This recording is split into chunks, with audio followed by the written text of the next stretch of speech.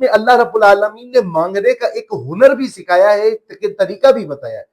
یہ نہیں ہے کہ آپ کسی سے کوئی چیز مانگیں تو ڈائریکٹ چیز مانگ لیں۔ یہاں اللہ رب العالمین نے جو سورۃ فاتحہ کے اندر فرمایا ہے وہ یہ ہے کہ جس وقت ہم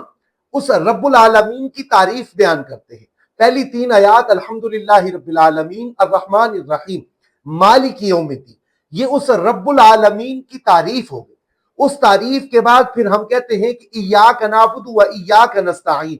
کہ اے رب العالمین تیری ہی عبادت ہے اور تجھ ہی سے مدد ہے۔ ان تعریفوں کے بعد اب ہم اپنے لیے کچھ چیزیں مانگتے ہیں، وہ چیزیں جس وقت مانگتے ہیں وہ کمال ہی چیزیں، اہدنا الصراط المستقیم سے لے کر غیر المغضوب علیہم ولا الضالین تک،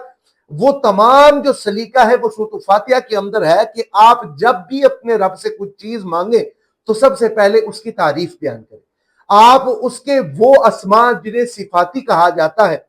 اور وہ نام جو قرآن حکیم نے بیان کیے ہیں، جس وقت ہم اپنے رب کے سامنے وہ نام لے کر پھر اپنے رب کی تعریف بیان کریں گے تو اللہ رب العالمین کی ذات ہم سے خوش بھی ہوگی اور ہماری طرف متوجہ بھی ہوگی۔ بہرحال جو سورۃ فاتحہ کے اندر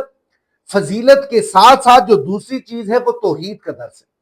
کہ سورۃ فاتحہ ہی وہ سورت ہے کہ جس نے یہ بتایا ہے کہ عبادت اس دنیا کے اندر اگر کسی کی ہے تو وہ رب العالمین کی ہے، ریاضت اگر کسی کی ہے تو وہ رب العالمین کی ہے، مدد اگر کسی سے مانگنی ہے تو وہ رب العالمین ہی کی مدد مانگنی ہے، اگر دنیا کے اسباب سے ہمیں مدد ملتی ہے تو وہ عطائی مدد ہے،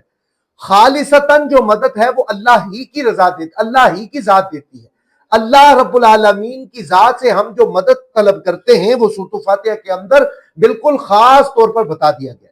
پھر اس کے ساتھ ساتھ سورۃ فاتحہ کے اندر ہی دوسری جو چیز بتائی گئی ہے وہ یہ ہے کہ ہم اپنے راستے کا جو انتخاب کرتے ہیں اس میں اپنے رب سے دعا مانگا کریں کہ اے رب میں یہ